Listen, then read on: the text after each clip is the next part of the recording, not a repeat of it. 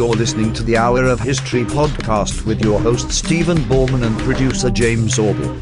Your Hour of History begins right now.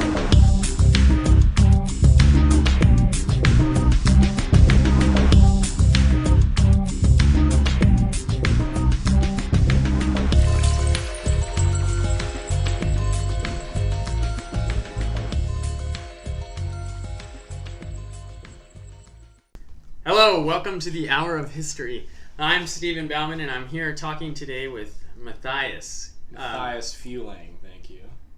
Wow, he's got a last name.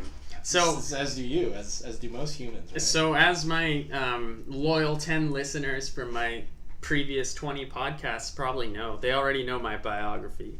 But Matthias is new. So Matthias, why don't you talk about yourself? Who are you, and why are you interested in joining this Hour of History project? Well, besides that, Steve is a good friend of mine, and this sounds really cool. I too am also a PhD student, yet to be candidate at Temple University. I'm working on nationalism and communism in Central and Eastern Europe. And I also dabble my interests in Russian and Soviet history and the history of the radical far right in the United States. Well, it's great to have you along with us, Matthias. And we're going to be doing this. We're going to be Dream team. Yes, Matthias. In a lot of ways, we are the dream team because we bring both humor and history together all in an hour so you can understand what's happening in the world and at the same time have a good time. So our plan is to bring this every Thursday for the next forever, and so we hope please feel free to send us in just different topics that you want to talk about. At the moment we're talking about topics that interest us, and so we chose for this first week Catalonia. So Catalonia is a part of Spain, at least at the moment, and we're trying to understand what's happening with this independence movement, what is happening with the Catalonian politics, and we're just going to talk a bit, like Matthias said, he studies nationalism, so we're going to talk about nationalism. Matthias, why would you want to talk about Catalonia? Like, why is that an issue? I know when we started talking about potential topics, you were like, yeah, let's do Catalonia. Why is that? Well, I think for a lot of Americans, I think when they think of Spain, they don't think of nationalism. They don't think of crazy politics. It's like, oh, it's fun, it's sun, romantic Latin culture. Lots of people go on vacation, at least in the United States, with their college students. Barcelona, yeah, exactly. It's a very, we have a very romantic image, and so I think for a lot of Americans, when we hear like all of this crazy stuff is going down in Catalonia, and it sounds like there could be violence, there could be martial law, no one really knows what's happening. I think it very much shocks sort of our preconceived notions of Spain. Also, it's interesting because the EU is not going through a good time right now, and Catalonia is nothing good one way or another, whether it succeeds or not in its independence movement for the EU. There's just a lot at stake, and I think also Catalonia sort of challenges a lot of notions of both the political left and the political right globally. Usually we don't think of nationalist movements as being popular with the political left. We think of, at least in the United States, we have this notion of the left loves big government and the welfare state, and yet increasingly many leftist movements in Europe advocate for leaving the EU and becoming smaller and almost supporting nationalist movements. And I think there's sort of a weird kind of switching of the categories politically that's going on right now that I think is also, not just to be seen with the election of Donald Trump here in the United States, but just sort of happening across the world. And then Catalonia also is just very interesting historically. And it really challenges our sort of notions of, well, how did Spain come into being? George Orwell, of course, wrote his famous book about the Spanish Civil War, Homage to Catalonia. And I think it has a lot of sort of romantic connotations there. And also we have to realize that the nation of Spain is quite a new thing. There's never really been a Spain as an official nation for quite a long time, and sort of Catalonia is interesting for all these reasons, but it's also, I think, harkening back to the ghost of Franco in Spain, and I think also many people forget that Spain was a fascist state for decades. It was the most successful and longest surviving fascist state in the world. We usually tend to think that fascism died after World War II with Hitler and Mussolini, yet it lived on in Spain for quite some time. Under Franco, it was quite brutal. The Spanish Civil War was by and large sort of categorized not just between fascists and communists, but also between different regions in Spain. And so Catalonia was the major hotbed of far-left revolutionary movements, syndicalism very famously. It wasn't even necessarily communist, but of the far left in Spain. That's where Orwell was fighting in Spain. And I think we forget that after the fascists won the war, they instituted a lot of really brutal reprisals in Catalonia. And then after fascism ended in the 70s with the death of Franco, it's not as if people who were in the fascist government went away. They didn't disappear, or they haven't all died. Many of them are very active. Some of them, of course, simply transitioned quite smoothly into the Spanish government. Yeah. There's many people alive today whose families were very much a prominent part of the fascist state. And in Catalonia, of course, also with the rise of the EU, this leads to sort of a new sort of feeling that perhaps it would be better if we went our own way. We were oppressed by the Spanish state under Franco, and now with the EU. Right, what are we really getting out of this partnership? So we've got a lot there that you've just set up to talk about. Just from listening to you, I was hearing Spain, I was hearing the EU, I was hearing this conversation between left and right, and in a lot of ways Catalonia is different because in these nationalist movements, like say Austria, we're seeing a rise on the right, whereas Catalonia is not that. Catalonia is on the left, so we'll talk about that, or at least it's not a rightist government as we're seeing elsewhere. No. So we'll talk about that. We're also talking about smaller nations emerging, so other nations that might challenge or pick up this nationalist movement. I'm sure before the end of the night, Trump will come up again. We're going to talk about these. He who must be named. And he who must be named. Really, in any sort of historical or political conversation, we have the sort of like the place that Spain and Catalonia have in literature and in the West. With you mentioned Orwell, but certainly Hemingway's there, and we have a lot to talk about that. Then the question of what would actually happen should there be a new nation there, and of course Franco. And one thing you didn't mention that I'd certainly like to bring up is the other pieces of Spain. So why have the Basque not jumped into this and if you will, basked in the glory of Catalonia? No. So but first, before we get into dissecting these problems, I've got a little bit of a timeline.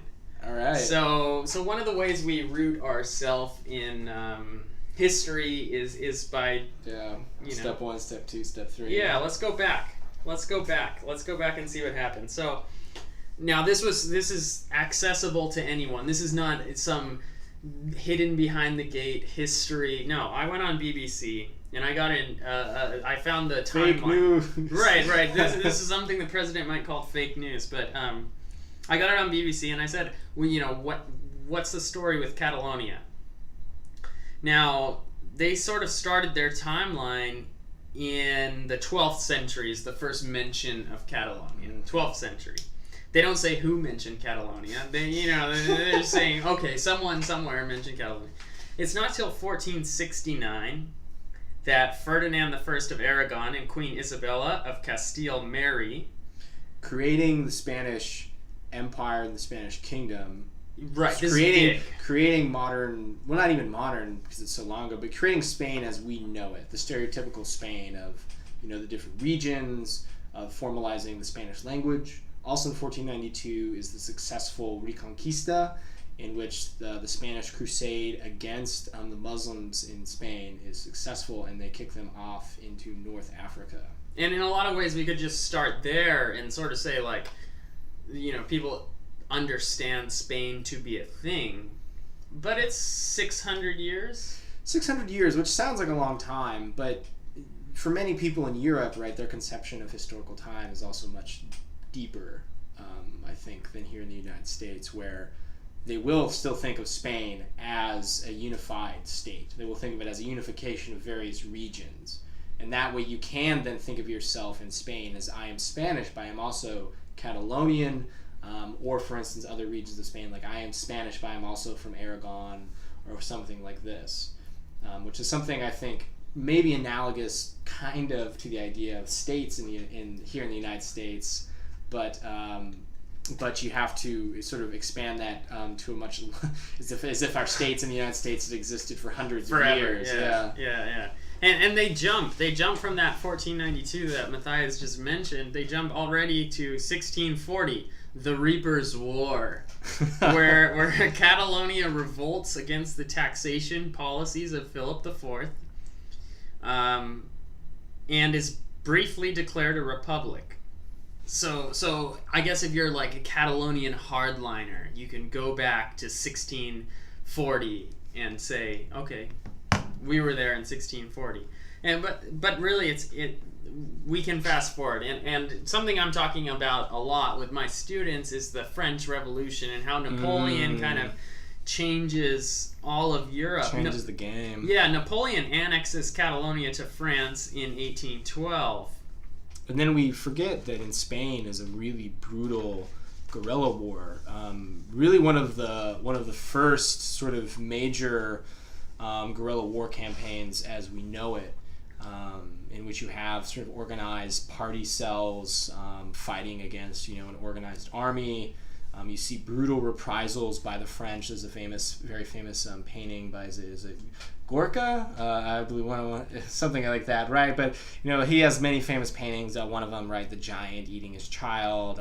The dog. But one of his most famous is the French executing Spanish. But we forget that this is not all in Spain. It's very much concentrated in Catalonia. Yeah. And this also helps to create a sort of separate, distinct identity, in which it's very much possible to think of yourself primarily as a Catalonian and a Spaniard second. Yeah, and it's like, we really should emphasize this, that people are fighting back against Napoleon, but at that point Spain has been conquered, and Latin America's falling apart, and so the Spanish, and you can take this all the way across Spain, Asturias, and down in the south, they are developing their own identity, because there's not an idea of, okay, as all of Spain, we're going to push Napoleon out. It's sort of like, let's get the local villages together and get Napoleon out. Well, also, it's because the Spanish Empire has effectively collapsed by the early 19th century, late 18th century, which also think of it in terms of the history of Spain, right? They're the first ones to make contact in the New World. They do the initial conquests. Anyone who is betting good money in, say, 1550 would have bet that, well, the Spanish are en route to take over all of the Americas, and yet they don't, for sort of various reasons that I'm sure we don't really want to get bogged down in here. No.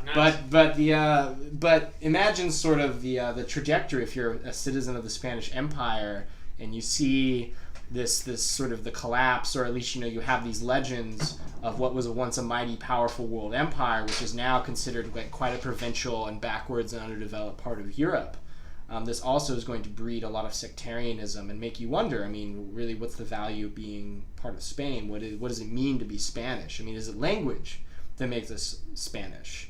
Which obviously would say, well, no, because, a whole continent speaks Spanish, and yet, someone from Mexico would no way claim themselves to be Spanish, or someone in Argentina, or Colombia, or Peru, and you're talking now. Someone would now, but even then, definitely not. And so I think we need to sort of remove this idea of, the Spanish Empire does not in the way succeed of creating a Spanish identity, among its territories. It very much succeeds in spreading Catholicism in the Spanish language. Absolutely. But those are not those are necessary, but perhaps not sufficient there's Irish Catholics, right, Yeah, who are very yeah. successful in Latin America at the time. Yeah. Because they both hate the English. They're both Catholic. So identity is forming around different things, and in the case of Catalonia, at least in the early 19th century, it's this hatred for Napoleon and sort of this like self-survival. Now, the BBC says the rise of the nationalist sentiment continues, and so by the 19th century, Catalans are starting to form organizations that might lead to independence. So the turn of the 1800s into the 1900s and that moment in the world, you see a lot of rise of nationalist groups, and I'm thinking of groups like the Indian Nationalist Congress, just people coming together saying this is sort of our group of people, and that happens in Catalonia too. But at the time, there's still an idea of Spain. Spain becomes a republic in 1931. But that, of course, as we know, does not last very long. And what happened? Why not? If they have a beautiful flag. I know. Well, I'm no means an expert in Spanish history, but it's sort of a pattern that happens all over Europe, where you have old empires who, for one reason or another, usually instability, war, after World War I, break apart, collapse. This leads to new states. The Habsburg Empire, right, breaks apart, becomes many new states. The Russian Empire collapses and becomes the Soviet Union. The German Empire also is crushed and then sort of becomes a new Germany, Weimar. And in Spain, right, there's also the official end of the monarchy. Now, of course, this is sort of like history ends with a whimper and not a bang, right? The Spanish Empire had already been weak and sick and very for decades. But after it breaks apart and implodes, there's the idea that we will now create a republic. We will now create sort of a modern Spanish state. Isn't that something that like people were happy about it? Because we think of republic and we think, the republic. America did a republic. No. The problem is in the 30s in Europe is that no one supported what we would sort of think of as a representative kind of classical liberal government. It was under attack from both the right and under attack from both the left. If you're a communist, of course, you don't like liberals. You don't like liberalism because you see it as a concessionary kind of regime. You see it as sort of ruled by the bourgeoisie. And so liberal talks about making, say, capitalism fair or doing, good labor laws, or for nowadays, right, raising the minimum wage. A good communist would say, well, that's nonsense, or you're sort of like a good sort of political radical on the left because we don't want to reform capitalism, we want to destroy it. Mm-hmm. And then, of course, on the right, they will look at liberalism and sort of Republican governments as, these horrible, degenerate, left-wing governments that are really just sort of a front for the communists. One of these perverse ironies is that, even though the communists hate the liberals are claimed by the right to be a vanguard of communism. And so this leads to this very quick polarization in which sort of, if you're a liberal and you support a Spanish republic, you are sort of a party of one. And we see very quickly after this republic is founded, right, political radicalization and basically the upswell that will lead to the Spanish Civil War, which breaks down into the fascist, proto-monarchist, sort of very Catholic, very xenophobic regime led by Francisco Franco. It's also very militaristic, right? He's a general in the Spanish military. And then kind of this weird, amorphous communist/socialist movement that really has no centralized leader. Initially, it does not start out technically as even officially communist, but will become so more as the Spanish Civil War becomes essentially a proxy war between Nazi Germany and the Soviet Union. But see, so if I'm a Catalan at this point, and of course you hate everybody, right? No, and that's kind of like there's some truth to that though. So we just talked about like how for the last century, in a lot of ways, they've had to fight for their independence. or at least that they have perhaps been the part of Spain that has had to fight the most. Right, and that I mean, if you look at, say, like Kurdistan right now, that's not something that, like, you've been fighting for independence and you have this uniform movement. It's not something that just disappears once a conflict comes. So you kind of see, or at least when I look at the Spanish Civil War, rather than being side versus side, it's like these nationalist powers really get to put some roots down.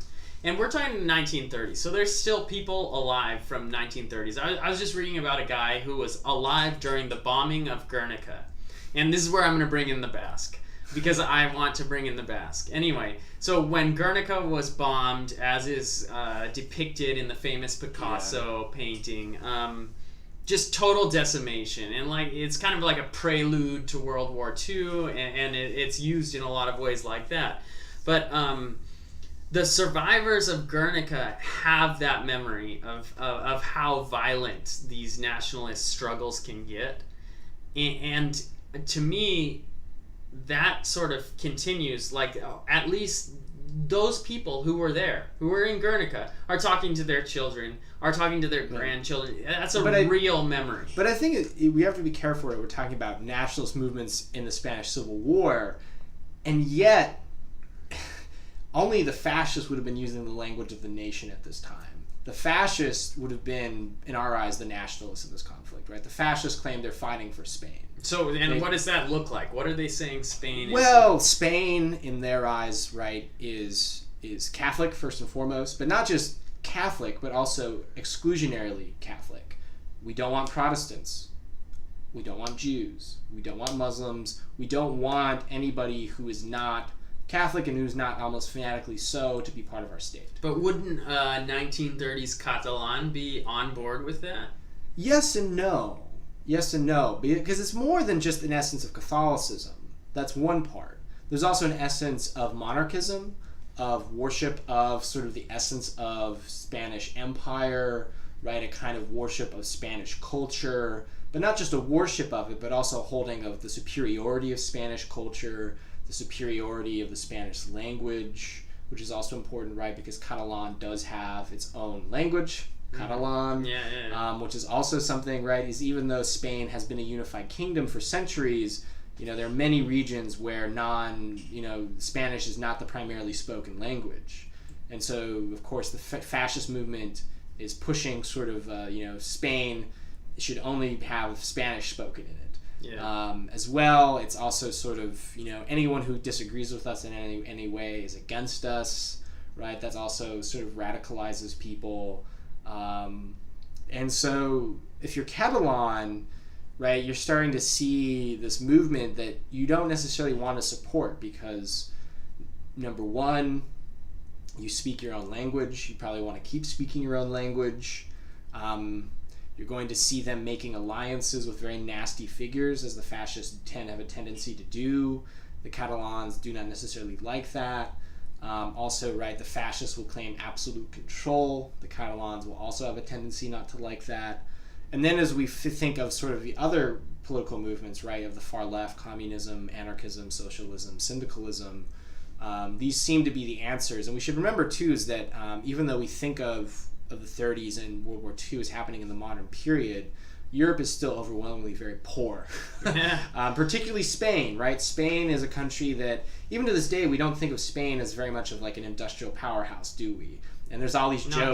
Not recently. And there's many jokes, right, about sort of the nature of the Spanish economy. We know that unemployment, particularly among the youth, is just like absolutely sky high. It's like 25% at any time. An absurd rate. I mean, Spain has never been a dominant economic power. And so we also should just extrapolate that. Except for when they were conquering the world. Yeah, and so, but again, this is also the fascists will claim we should reestablish this Restore new empire. The glory days. Yeah, and of course, if you think like that's insane, you're not going to get along well with these people. Right. But if you're a Spanish worker, if you're a poor peasant, right, you're looking at the fascists, and you may not see something that's very appealing to you, but you look at these left-wing sort of socialist, communist, anarchist movements, they're very much claiming this idea of the rights of the little guy, saying that, we are sort of international, right? The working class has no nation, right? Yeah. We support, right, the little guy. We also want to help build industry, right? We want to smash the fascists. We want to smash the capitalist bosses. And also different movements, perhaps if we talk about HoH to Catalonia, right? Remember, Orwell's not fighting for the communists. Right. Orwell's kind of in a unique place because he's not a communist, to be sure. No. But he's anti-fascist. Yes, and so that's the thing is also the Spanish Civil War in Catalan becomes this proving ground of, is it possible to have an organized and powerful, basically socialist left-wing movement that is not communist? Which to our eyes almost seems like an oxymoron. Right. And this is the case because the United States is never going to back this group. Yeah. And you have amazing things like the Abraham Lincoln Brigade coming from like Jews in New York who are going to fight for the Spanish Republic because they understand that this socialism doesn't necessarily have to be contradictory to American. Yeah, and I think it's something that we forget is that it's very possible in this day and age to be an anti-Stalinist communist. It's possible to be like an anti-communist socialist, anarchist, and particularly right in Catalonia and in other regions of Spain. Many of these movements crystallize, and I believe Orwell belongs to more of like an anarcho-syndicalist type group, which advocates, funnily enough, a very local vision of socialist politics. Right. Again, sort of maybe tying into what we think of now as Catalan nationalism, where we're going to create sort of bodies of workers that will control very local areas. We don't want to create a strong state. We don't want to do these things that they're doing in the Soviet Union, right? We want to sort of create a smaller, organization of syndicates that will sort of advocate for each other, right? We're not as ideologically fanatical as these communists, right? And that's kind of where Orwell, Orwell is one author that I always suggest to people. I always suggest to students, whether most people read either Animal Farm or 1984 in high school. The Road to Wigan Pier is a fantastic book if you're talking about industrialization, Burmese days, talking about imperialism. Orwell captured a lot of stuff, and when he's in Spain, he sort of captures this chaos between all these different groups who are pushing and fighting for what will become Spain. And so, again, to sort of challenge this idea of Spain always being a nation since Ferdinand and Isabella, you really see in the 1930s of just a lot of people have a different vision of what Spain could or might be or should be. Some are Catalan, some are Basque, some are communist, some are socialist. And in the end, right, I think this is sort of the classical problem of the left in the 1930s was they were so much infighting between them that they never were able to unify and actually present a front against fascism and against Nazism. So this is encapsulated in the Spanish Civil War, where, as Orwell writes, and as we have many other sources attesting, the communists end up sabotaging many of these other left-wing movements, even though they are all supposedly fighting the fascists. The communists, right, it's either you're with us or you're against us. So in the end, the communists end up fighting everybody, and they end up by doing that by sort of destroying other weaker socialist parties, but in the process, right, they themselves, the communists, are never strong enough then to actually fight the fascists on their own, leading to a fascist victory. But okay, so yes, that makes sense. But what I want to know is so this fascist regime lasts a long time. So it has support, right? 40 plus years. And there's quite a lot of support. And even when you're looking at sort of protests in Barcelona right now, there are massive counter protests, pro-Spain, we are one nation, we have a very long history. So what is the appeal? Why do people want to be part of Franco's fascist Spain? Oh man, why does anybody want to be part of a fascist state? This is why it's an important question because it's happening. But I want to be careful not to think that not to make this sort of argument of well, people who support Spain now are somehow like the fascists of today or something. No, to be clear, we're only talking 39 to 75. Yeah. Well, I think there's a lot of reasons. Fascism is popular because I think we should in Europe, because I think we need to be careful to point out that fascism is not. It does advocate for certain rights of the workers and of national citizens, right? There's a reason why Nazism is called the National Socialist Workers' Party of Germany, right? It defines the nation as sort of God almost, right? It defines it in these mythical terms, racial terms. But if you are part of the nation, right, if you are part of this collective, it is a unified, as I said, collective effort in which the state, which represents you as a people, will protect you and guide you. All for the state and the state for all. Which for someone who's struggling and it's totally appealing. If you're poor and you're living in a backwards economy, and we also remember that a lot of fascist doctrine is based on economic modernization. But this is also the strange part, because like the same sort of appeals go to people who are looking at communism. The same sort of thing appeals to them. It's the struggling farmer who thinks like there's going to be some sort of redistribution. So it's like almost a complete circle. Yet, but the economics I think is perhaps less interesting than the ideology. Is that the ideology I think is what really will estrange people from fascism, because of course it sounds great that you want to modernize the economy. Sure, it sounds great that you will have a strong state protecting the citizens, but then when you start talking about, well, we need to get rid of our enemies, right? This is who is in, this is who is out, this is the language that must be spoken, this is the religion you must practice, right? Fascism is almost, de facto synonymous with virulent xenophobia. And this is also why I think we have a weird connotation of that nationalism and fascism are not the same thing. Mm-hmm. And yet, fascism, I believe, has to have a certain component of radical nationalism to it. Right, you have to believe that your nation is the best.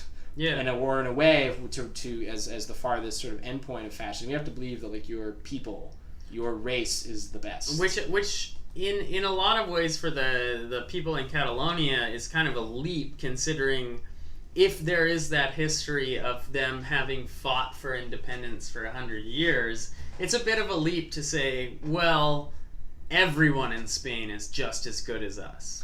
It's also that, but also the idea then is also the clamping down on the Catalan language, and also I think sort of this sort of abrupt intrusion by the state into Catalan life, and I think then I think for many Spanish it's very appealing, right? Also kind of the legend of the Spanish Empire, which the fascists claim to be operating in the mode of. Yeah. Right. It sounds very appealing. I mean, in a way. Especially at that time. Yeah. I mean, it sounds fascist groups. And it sounds rather nice, right? You will have a large, powerful state that will modernize, that will protect you. It claims that you are better than everybody. It claims that the monarchy is true and just and right, and it claims to fight for like eternal sort of Catholic values, and it claims that we're going to fight against these godless communists, and we're going to protect you. And in return, right, you must sacrifice for the state, right? You must toe a certain ideological line. But I think for many people, that's a powerful argument to be made. Yeah, and one of the things throughout that Catalonia has working for them, and that even survives this Franco-fascist regime and sort of the way Spain is kind of like becomes this pariah on the global stage in a lot of ways, because the Spanish fascism survives World War II, where a lot of fascist regimes do not survive World War II. Catalonia always has Barcelona. And say what you will about Barcelona, but they always have a good soccer team. They always have beautiful beaches. They have the sun. They have the La Familia Sagrada. They have a beautiful cathedral. Have a lot of the stuff that people like in Spain. People like Barcelona, regardless of political. Yeah, it's an amazing place. So that's something that some nationalist movements don't have. Some nationalist movements don't ever have Barcelona, and I think that's just something that we should keep in mind as we talk a little bit more.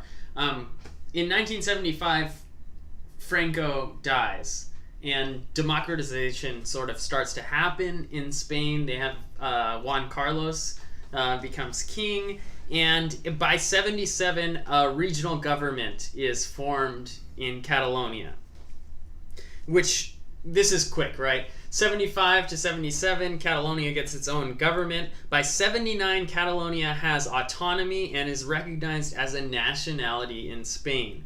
Catalan becomes the official language with Spanish in Catalonian. So within 4 years, the Catalan government has already made the language official. It has granted autonomy. In 1992, the Summer Olympic Games are in Barcelona. So the whole world goes to Barcelona. Catalonia is the center of the world. It's a pretty big rise from fascism to have that sort of attention, to have your own language, your own autonomy. We're talking about 30, 40 years of their own autonomy. What did... You mean 30, 40 years of them not having it under Franco? Then Then after 70, whereas the Basque have to fight for it for a bit, and this is where the rise of the ETA and the sort of like paramilitary operations, the Basque don't get their autonomy quite as quick as the Catalans. But the difference is that the Basque have always been quite small, right? The Basque are much smaller than Catalan and the Catalonians. Their language has never been as prominent. Mm-hmm. Their language, we should also emphasize, right? Catalonian is similar to Spanish. Right. It's its own language, but very similar to Spanish. If you know Spanish, or say, for instance, if you know Italian or French, any of the Romantic languages, it's not terribly difficult to learn Catalonian. Basque, however, as far as we can tell, has no relationship to any other language in Europe. Some theorists hold that it's a holdover of the language that was spoken by, Cro-Magnon man before mass immigrations by new peoples into Europe, which means it's a holdover of thousands and thousands of years. So I think the Basque have just never had that. They've never had that sort of territorial grounding. They've never had the size that the Catalonians do. No one's talking about Bilbao as Barcelona. Yeah, yes. And also they just don't have the sexy stuff. Yeah, Barcelona. But also the Basque have, though, a diaspora movement. Right? Many Basques went abroad, still go abroad. I'm from southern Idaho. Many Basques go to southern Idaho. Right. They go to California whereas to work. Whereas the Catalan tend to stay. Yeah, whereas the Catalonians stay, and I think that's also indicative, is that Catalonia is just powerful enough that they never feel a need to leave. You're right. Whereas for Basques, they kind of have to if they want to survive, which perhaps gives the Basques more publicity, but perversely makes them weaker within Spain itself. Right. Whereas the Catalonians have the reverse problem. Their position is stronger in Spain itself, but people just don't know what's really going on. Absolutely, yeah, and they sort of have this stasis from the 1980s, from the Summer Games. There's nothing that's really happening in Catalonia. The flare-ups don't happen again until Spain has the economic crisis. And so once money starts to hurt around 2009, 2010, that's the time when the entire world is sort of seeing a downturn. Certainly it's happening in the United States as well. The Catalans are starting to think about what is our place in Spain, because Spain is starting to fail in a lot of ways as a nation. And that's just around 2010, and that's when a new sort of Catalan movement starts. For whatever reason, the BBC likes to highlight that in 2011, the ban on bullfighting happens. So Pamplona, these sort of things where we're seeing a central authority from Spain exercising its power on a people who are already not having a great time. Yeah, and I think we should definitely understand. I think right in Europe for a long time there was this vision that Europe was going to unify.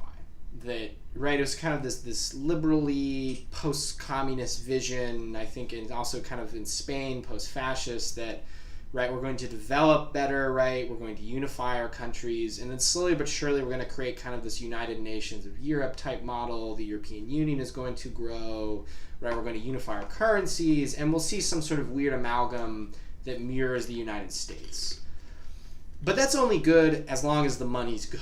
Mm-hmm. Right, and so with the 2008 financial crisis, and again, Spain has always been notoriously weak with its economy. If you're Catalonia, right, you have all this nice, sexy stuff that primarily is a huge driver of the Spanish economy, right? You have Barcelona, you have the football, you have the bullfights, you have all of the romantic stuff that many, many, many tourists go to. Tourism is a huge driver of the Spanish economy.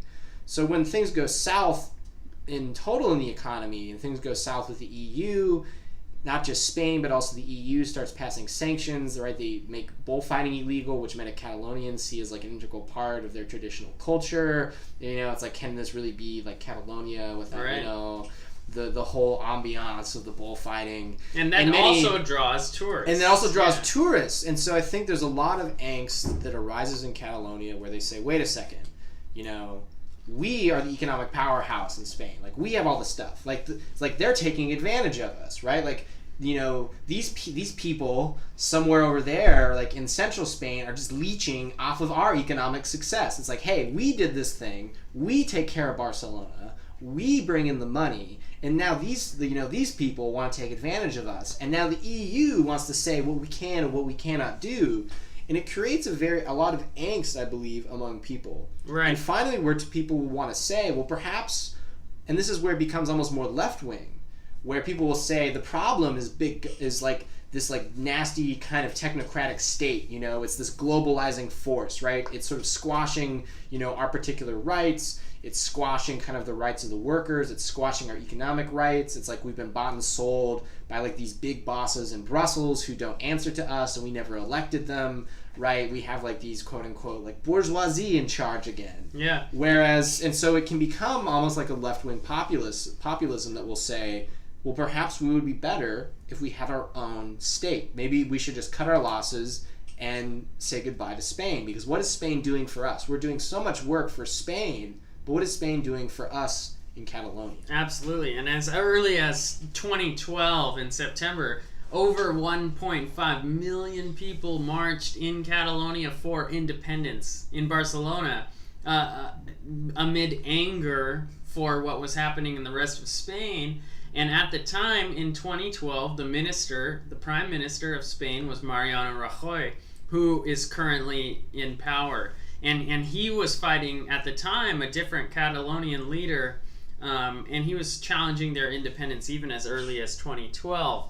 And from there, it's just been a downhill slope towards where we are today. In 2013, Catalonia approves a declaration of sovereignty aimed at paving the way for independence. So later, as time goes on, they continue to build on this sort of momentum, this independence momentum, this challenge against the way Catalonia has sort of been billed for some of Spanish bailout.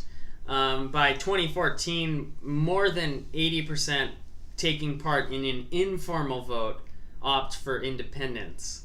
And this sort of becomes the problem of the next few years is they do these votes where not everyone is participating. And when the vote goes pro-independence, of course the pro-independence people say, look at this, we've got so many percent in our favor.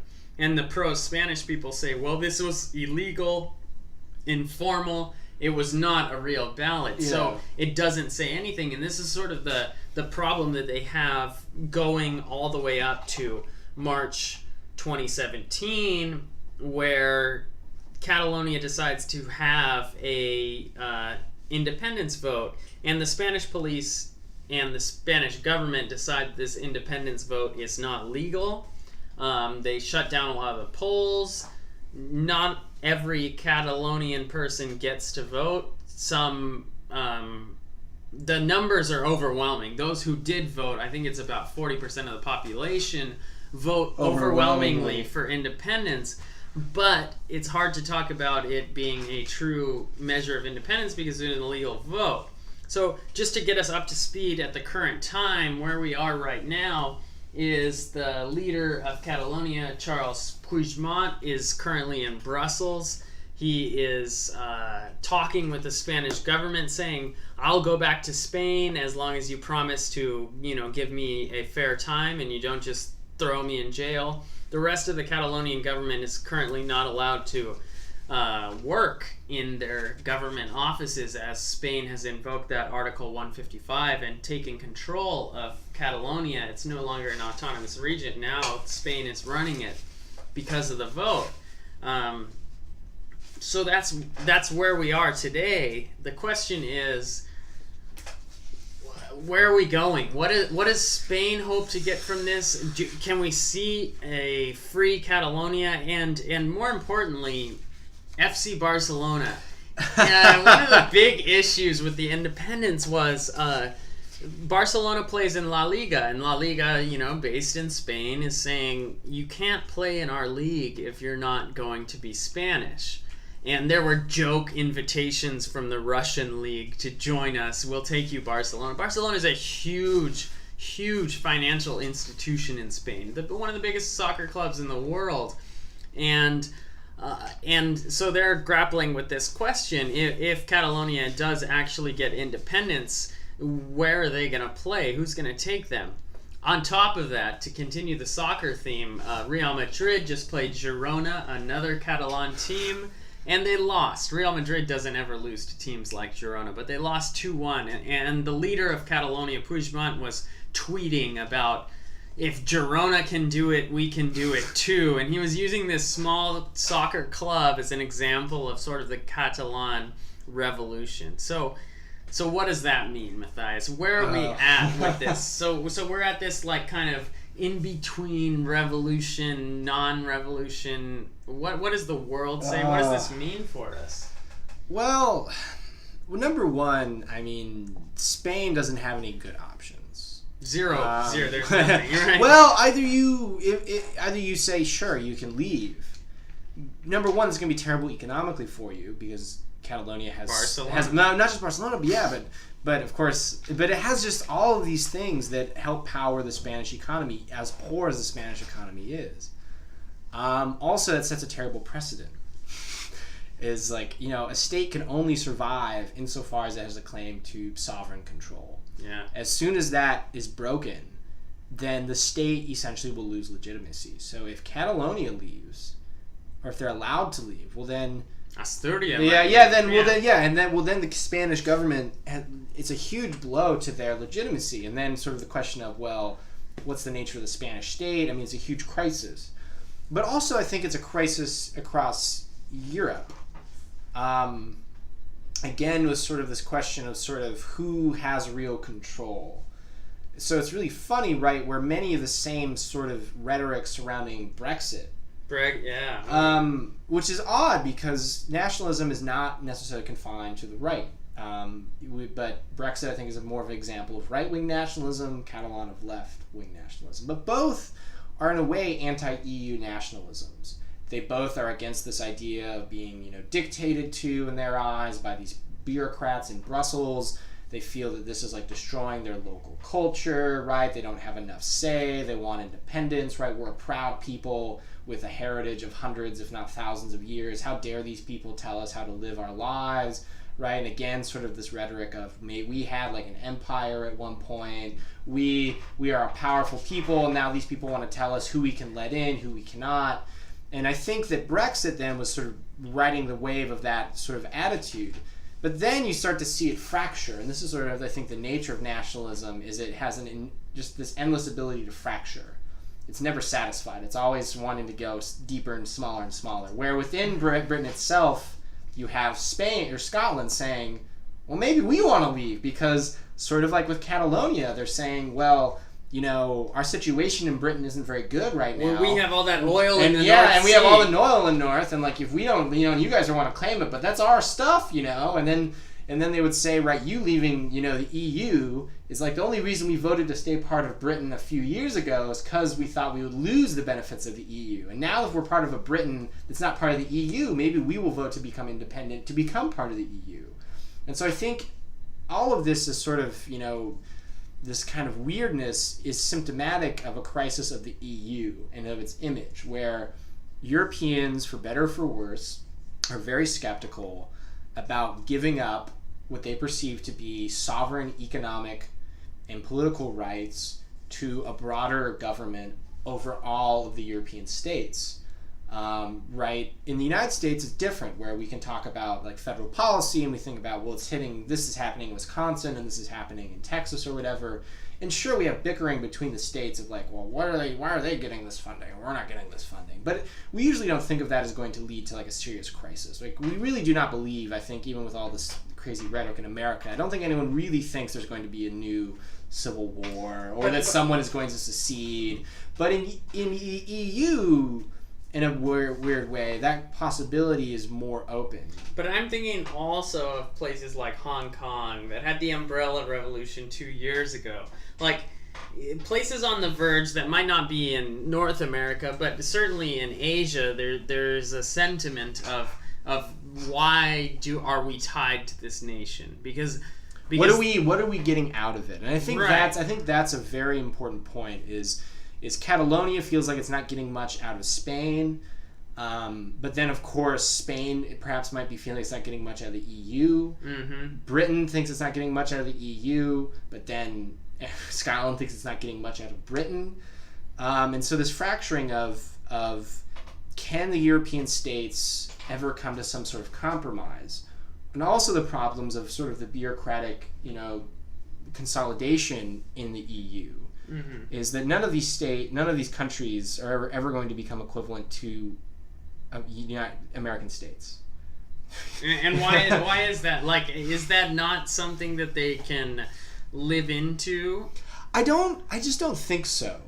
For better or for worse. Perhaps we could think of Europe perhaps entering a kind of new federalized system, but it will never achieve, the dream of the United States of Europe, I don't think is possible, simply given the history of every European state. So the roots go too deep, the animosities are too deep, people's sensibility belonging to a specific people who have a specific tie to a specific land with a specific language and a specific history, it's very hard to extrapolate from that. It's very easy, of course, to talk to someone from Germany or Spain or Italy, and of course they would all say, yes, we're Europeans, and yes, we belong to European civilization or the West or whatever. But once you actually start saying, well, would you be willing to give up some of your economic rights to a broader government that would do other controls, maybe initially people were behind it, but now, particularly with sort of economic crises, as we see sort of problems that were created by the offshoring of industrial jobs, by problems of globalization that were initially pointed out by left-wing movements in the 90s. I think we think of the Seattle riots, right? These were all very radical left-wing movements, and now a lot of this momentum has been picked up by the far political right, but using the same criticisms of globalization and free trade capitalism that were pioneered in the 90s. But I guess the thing by the left. The thing that I'm kind of wondering, and that I still think when I look at Catalonia is, yes, there's suffering and there's economic challenge and people are looking for answers in these places, but I'm not convinced, and I'm not sure that other people should be convinced that once independence is achieved, that they're going to sort of have this bliss. And one of the counter examples I like to give is Northern Ireland. And Northern Ireland, for a very long time, had the Troubles, right? Terrible time between sort of like reunify Ireland nationalist movement and the stay with the UK anti-nationalist movement, right? And years and years of battle between the two sides until they finally realized that they were losing out on a lot of money. And if you had been to Northern Ireland in the early 1990s and then been to Northern Ireland again in the thousands, there's enormous change. It's been economically hugely successful. Both Catholics and Protestants are much better off than they were when they were fighting a civil war between each other, between the sectarian battle. And what's interesting is you look at sort of the remnants of that, and it's sort of being reignited by this Catalonian independence movement, where people are kind of saying, well, hey, things aren't great, maybe if we had independence too, but people are kind of losing sight of the economic success that is also possible when working together. So it's kind of an interesting, like, who's in and who's out. Some people benefit from this nationalist independence movement, others benefit from staying together, and it's, in a lot of ways, it's creating civil wars all across the world. Yeah, I mean, it always follow. Maybe my own sort of dirty Marxist leanings is, in essence, is follow the money. It's all the money. Following the money will very rarely steer you wrong. It's the economy, stupid. And figuring out what's going on. Money isn't everything, but it's a lot of things. Mm-hmm. I think particularly right in the EU that is a big thing, and this is why I think we're seeing Brexit becoming such a cluster, is that people are realizing, like, oh, we miscalculated or were deliberately lied to by UKIP in terms of the economic benefits, and they're realizing that Brexit is simply an economic disaster, or would be if ever successfully implemented, and that it has the potential to really destroy Britain's economy. And so I myself doubt if Brexit will ever be formally implemented in some way, just due to sort of the economic madness that would create. I think, and again, perhaps my argument for why the Europeans need the EU is that they're going to be weaker without it. They're going to be weaker economically, geopolitically. But when you say it's very, they, who are you talking about, like, the European farmer, or are you talking about, like, the European? This is the thing, is like, well, right. Who is the they of Europe?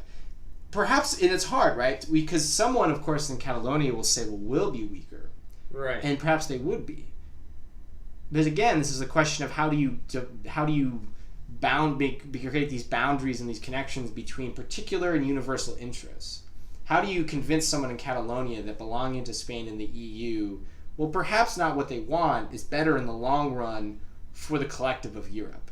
Wait, but they're not interested. Right. And so why would you be interested? So this is the problem, is it could be a tragedy where the EU will end up breaking apart because no one is able to see outside of their own short-term, localized situation, in which the long-term goal that could perhaps benefit everyone will be lost sight of as everyone scrambles for what they see they can get away with now. And we see this in the case of Greece. Greece is also very angry at the EU, thinks that it's the cause of its problems. And a huge rightist movement. A huge rightist movement as a result, also a very left-wing movement. But then no one really wants to talk about, the Greeks don't want to talk about how they were loaned just incredible amounts of money, and they didn't make good use of those loans. Right, and so it's a question of, also without the EU, even though the EU is sort of seen as the enemy, the EU is giving them a lot of support still in Greece, and they probably would be worse off without EU support in Greece. And it's interesting too, because I traveled in 2011 through what was formerly Yugoslavia. So I was in countries that were in the EU and in countries that were not in the EU. So when I was in Montenegro, everyone was saying, we did the right thing. We're in the EU, we're part of the collective, it's very successful. And then I would cross the border into Serbia and they would say, oh, thank God we didn't go into the EU. Yeah. We still have our money, we still have our religion, and look at Montenegro, everything's so expensive. Yeah, and so that's a problem then, is that, right, like, also what are your priorities? What do you think is really valuable? And this is sort of a crisis, I think, for Europeans, where they're realizing that how committed are they to this project?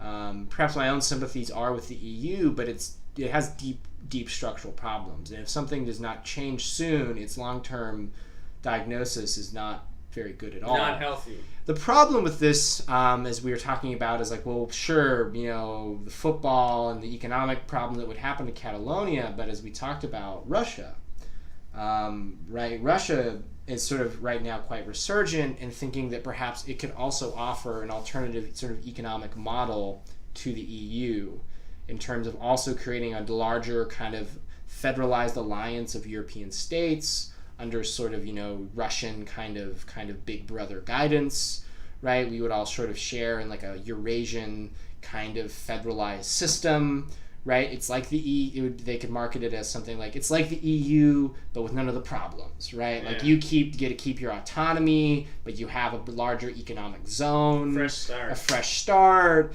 right? You could have a new like football league, right? You don't have to follow these rules. And interesting, of the Russian hockey league, they had a big ticket joining from Helsinki. Jokerit, a big club in Finland, joined the Russian league in hockey so they could get more press and so they could be part of something new. They left the Finnish league, and you kind of see that. It's certainly interesting. We have no idea where this is going to go, and with 10 seconds left, Matthias, sum up Catalonia. Tell us, what did we learn? We learned, we learned that things are not going well in Catalonia. We learned, perhaps I would say, the deep roots of what's going on in Catalonia, but also sort of the key problem is balancing collective and individual goals and rights, but also local and sort of, broader rights and goals. And in Europe as a whole, and with Catalonia as a case example, that is the problem we face of what really matters economically to people, what matters about their nation, and what do people really want, and are they perhaps making the wrong choice depending on the short-term or the long-term implications. And that's certainly a topic that we're going to come back to in this Hour of History podcast. We're going to be here every Thursday. We're going to have new topics, and we're going to try to understand this idea of what's good for you every day, what's good for you in the long run, and what's good for us in the long run. So that's... And who is we and who is us? Who is we? Them. My students hate me, but I always say, whenever they say they, I say, who is they? And then they have to think. And students don't like that, but it's a good exercise. So this is Stephen and Matthias, and thank you for joining us. This is your Hour of History.